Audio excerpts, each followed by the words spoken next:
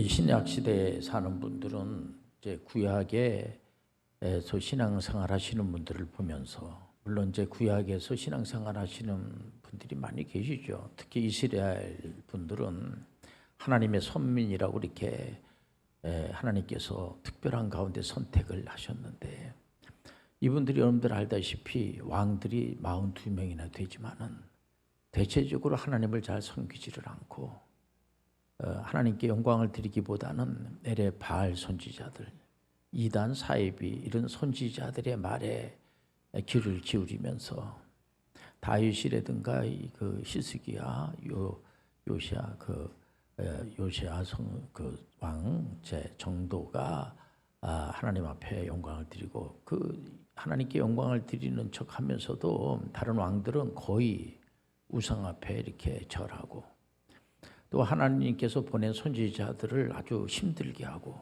겁을 주고 했던 그런 역사를 우리가 신약 시대에 사는 분들은 다 알고 있습니다. 그렇기 때문에 우리가 오늘날에 이렇게 신앙생활을 이렇게 잘하는 걸 보면 굉장한 겁니다. 하나님의 은혜가 아닐 수가 없어요. 여러분들이 성령이 우리 가운데 임재하신다는 사실을 알고, 성령의 임재와 역동성, 오늘 설교의 제목이 되겠습니다. 우리가 하나님의 말씀을 한 줄 보게 되면은 특히 사도행전 9장 19절에 보면 19절에서 22절까지 보겠습니다. 음식을 먹으며 강건하여지니라. 사울이 다메섹에 있는 제자들과 함께 며칠 있을새 즉시로 각 회당에서 예수가 하나님의 아들이심을 전파하니 듣는 사람이 다 놀라 말하되, 이 사람이 예루살렘에서 이 이름을 부르는 사람을 멸하려던 자가 아니냐. 여기 온 것도 그들을 결박하여 대제사장들에게 끌어가고자 함이 아니냐 하더라. 사울은 힘을 얻어 예수를 그리스도라 증언하여 다메섹에 사는 유대인들을 당혹하게 하니라. 사도행전은 28장까지 있는데 전반장에는 대체적으로 사도 베드로에 대해서 이제 기록이 되어 있습니다. 사역에 대해서. 근데 이제 9장에 보면은 사도 바울이 등장을 해요. 여러분들 알다시피 다메섹에 이제 예수 믿는 사람들을 잡아들이고 이제 핍박하고 거의 죽이는 거죠. 이제 잡히면 죽는 겁니다. 이제 그 순교를 당하는 건데, 이런 일을 하러 가던 이제 요즘 말하자면은 사법 검사에 해당하는 분이 사도 바울이 아니겠습니까?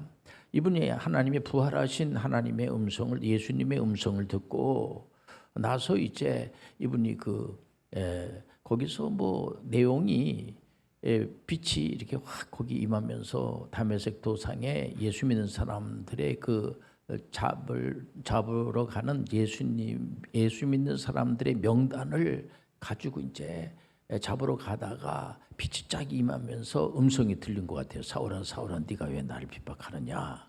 그래서 거기 이제 거꾸러져 가지고 앞을 볼 수가 없고 또 식음을 전폐하고 이런 가운데서 겁이 나죠. 두렵죠.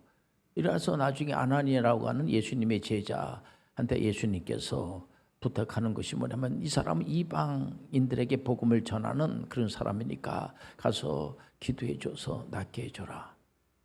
낫고 난 다음에 사도 바울 선생님이 바로 즉시 그 복음을, 천국 복음을 전하는 걸 볼 수가 있어요. 우리가 이제 세계보건기구에서 요즘 코로나19 바이러스 때문에 전 세계가 힘들어하지 않습니까? 이 팬데믹 상황인데 건강에 대한 정의를 세계보건기구에서는 정신적으로, 육체적으로, 또 영적으로, 사회적으로 이 부조화를 조화로 만드는 강건한 상태, 안녕한 상태를 건강이라고 하는데, 거기에 좀 더 나가가지고 중요한 것이 뭐냐면은 역동성을 말하는 겁니다. 역동성이라는 것은 뭐냐면, 그저 내가 정신적으로, 육체적으로, 영적으로, 또 관계, 이 사회적으로 이렇게 참 모든 관계가 잘 이렇게 어울리기도 하고 이렇게 조화롭기 때문에 굉장히, 목사님 저는 건강합니다. 그거로 끝나면 안 돼요. 우리가 이렇게 뭐 다 모든 게 만사형통하고 편안하고 아무 문제도 없고 그러니까 너무 좋지 않습니까? 그 감사한 일이죠. 근데 그거로 끝나면 안 되는 겁니다. 우리가 이 땅에 와가지고 그냥 편안하게 아무 문제가 없이 있다가 그냥 끝나버리면 그게 무슨 의미가 있냐는 얘기죠. 역동성이라고 하는 것은 뭐냐? 뭔가 남겨야지 된다는 겁니다. 뭔가 그 예수님께서 우리한테 부탁하신, 그러니까 이 사도행전은 성령행전이라고 하잖아요. 이 성령행전이라는 것이 뭐냐면 이 사도 바울 선생님이 하나님의 영, 하나님의 신, 하나님의 그 임재, 성령의 임재, 우리 가운데 하나님이 임재하시고, 하나님의 영이 임재하시고 한 분 한 분 속에 하나님의 영이 임재하시는 거예요. 굉장한 겁니다. 굉장한 거 이게요. 하나님의 영이 우리 가운데에 임재. 우리가 이제 이렇게 생각할 수가 있습니다. 그렇게 주장하는 분들도 있어요. 가끔 보면은 이거 예수님께서 복잡하게 뭐 또 십자가를 지시고 하나님이니까 하나님으로 계시면 되시지 뭐 때문에 또 하나님이 사람이 돼가지고 사람의 우리의 그 모습으로다가 오셔가지고 우리와 똑같은 그런 이제 인생을 살다가 십자가에서 피 흘려 돌아가시고 우리를 구원해 주시고 사망 권세를 물리치고 또 부활하시고 또 하나님 우편에서 우리를 위해서 기도하시고 이렇게 복잡하게 그렇게 왜 합니까? 하나님 우리가 그냥 전지전능하신 분으로다가 우리가 알고 있고 하나님 그런 식으로 하지 마시고 그냥 우리가 기도하면은 이방신들도 다 응답해 준다고 하는데 확실하게 응답해 주시고 우리가 화끈하게 우리가 인생을 살다가 가게끔 좀 해주세요. 이렇게 자꾸만 피곤하게 힘들게 합니까? 이런 분들도 있습니다. 보면 여러분들 그거 심해지게 되면은 그 이단 사이비가 될 수가 있어요. 우리 하나님은 예수님을 통해서 우리를 구원해 주시는 거예요. 힘들죠. 우리가 예수님께서 우리한테 주시는 메시지 가운데 기적의 위임 사역이 목사님들이 그런 말씀을 계속해서 증거하는 것이 요한복음 14장 12절에 뭐냐면 예수님께서 직접 하신 말씀이에요.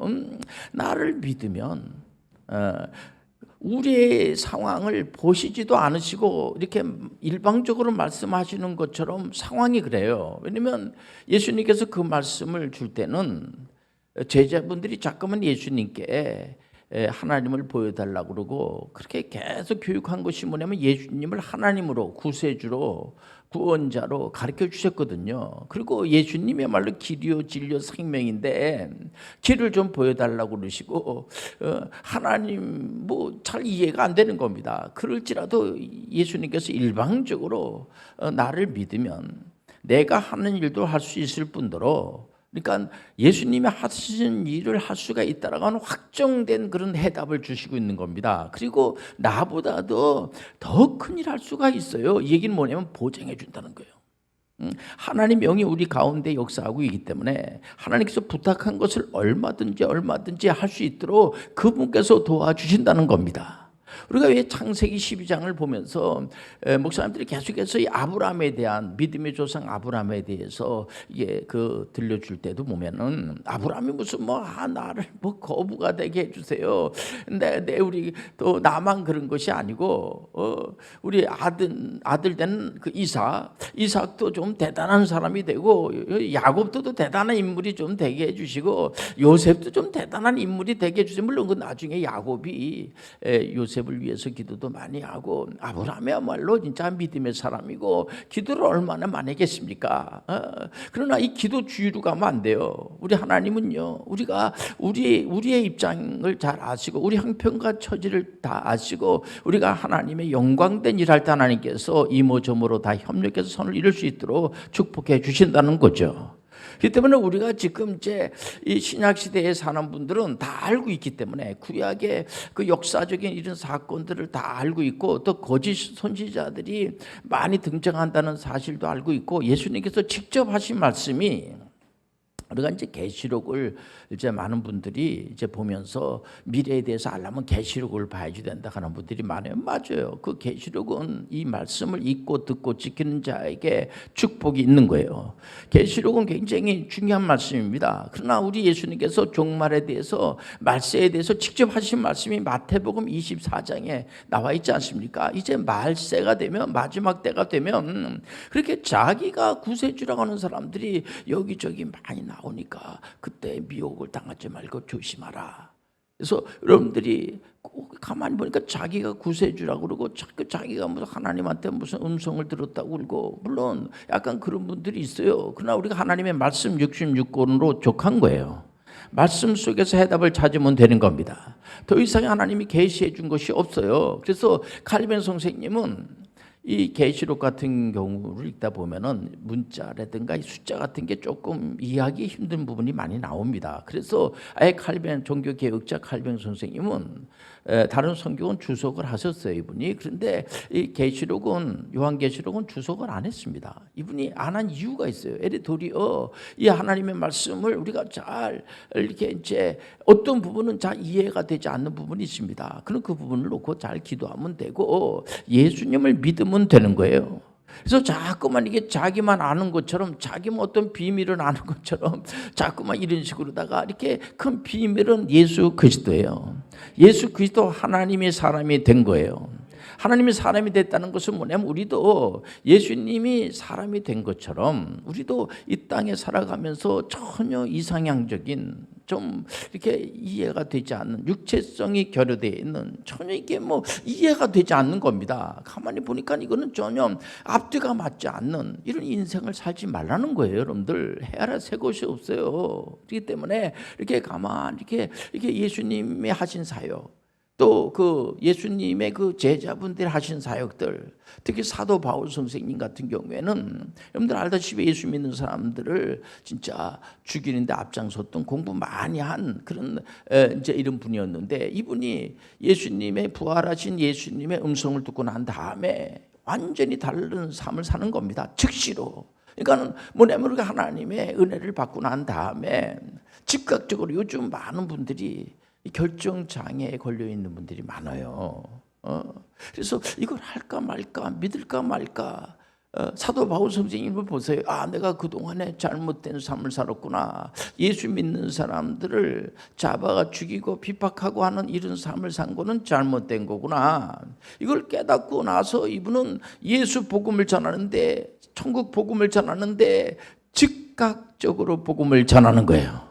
그러니까 이분이 굉장한 많은 사역을 했어요. 그래서 사도행전 28장까지 보면은 그 로마에서 힘든 그런 인생을 보낸 사람들이 많습니다. 로마, 그 당시에 우리가 로마라고 하는 그 제국을 우리가 볼 때, 우리 하나님은 자기 백성들을 훈련시키기 위해서 그 북이스라엘 같은 경우는 아시리아라고 하는 제국을 아주 악랄하고, 그동안의 역사적으로 제국 중에서 가장 그 아주 포악하고, 이제 그 전쟁을 치를 때도 힘들게 치르고 힘들게 하는, 다 죽여버리고 마는 겁니다. 이런 제국이 아시리아 제국입니다. 그 아시리아 제국에게 망한 나라가 북이스라엘이에요.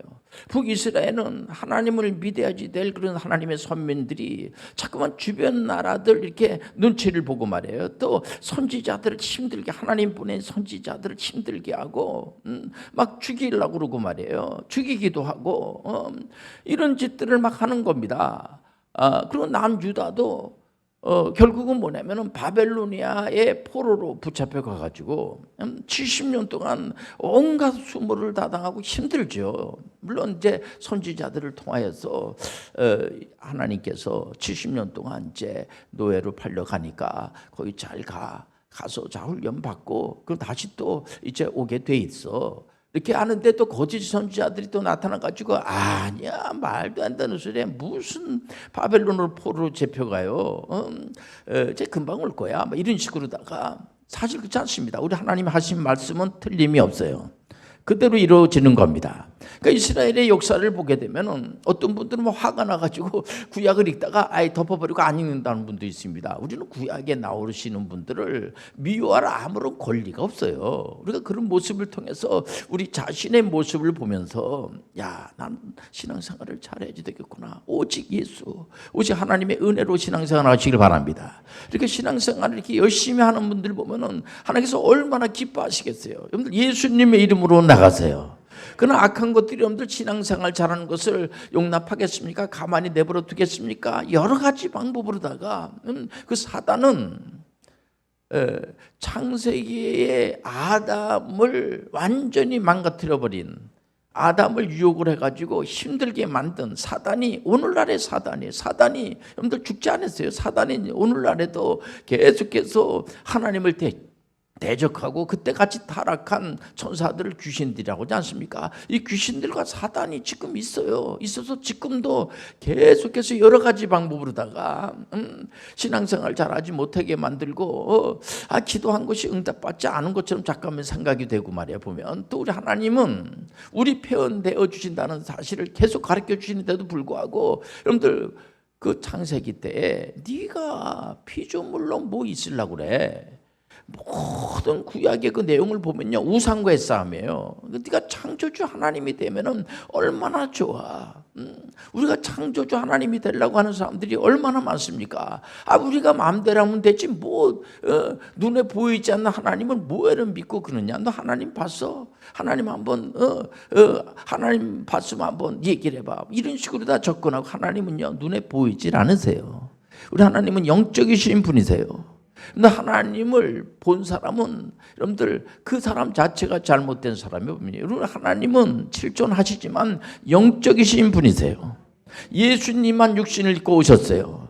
예수님은 이제 부활 승천하셔서 하나님 우편에서 우리를 위해서 중보 기도하고 있음을 아시길 바랍니다. 이 중보 기도하는 것만 하더라도 우리가 물론 남을 위해서 기도하는 거 귀한 기도죠. 그러나 여러분들 진실된 기도는, 중보 기도는 오직 예수 그리스도만이 할 수가 있는 거예요. 그때 하나님의 은혜로 우리가 실제적으로 가끔 이제 우리 교회에서 WCPM 홈스쿨을 하니까 우리 5년 빨리 대학교를 졸업을 하고, 어떤 학생은 4년 빨리 대학교를 졸업을 하고, 그 학생은 이제 5년 빨리 대학을 졸업을 해서 이제 군대 갈 나이가 돼서 지금 해병대 장교로 가 있어서 오늘도 내 전화하고 그랬습니다만은 이제 지금 특수수색대 소대장을 거쳐가지고 지금 이제 중대장 이제 그 군에서 전문인 선교 이제 사역을 한다고 하면서 그렇게 좋아하고 감사하고 이러면서 또 액트에 가지고 다 전문인 선교 학을 공부하지 않았겠습니까? 우리 평교원에서 다 공부하고, 그리고 4년 빨리 또 대학을 졸업을 하고 전액 장학생으로다가 졸업한 우리 여학생은 이번에 또 해병대 당당하게 이제 그 소위 인관을 하고, 이번에 또 제가 오늘도 전화를 해서 이랬더니 굉장히 그런 보람을 가지고 말해 견디는 거죠. 우리 교인들이 늘 기도해주고, 이 친구들이 와서 10여 명 이상이 해병대 장교로다 가가지고 지금 사역을 하는 걸 볼 때 얼마나 감사한지 몰라. 이것이 바로 극복해 나가는 거예요.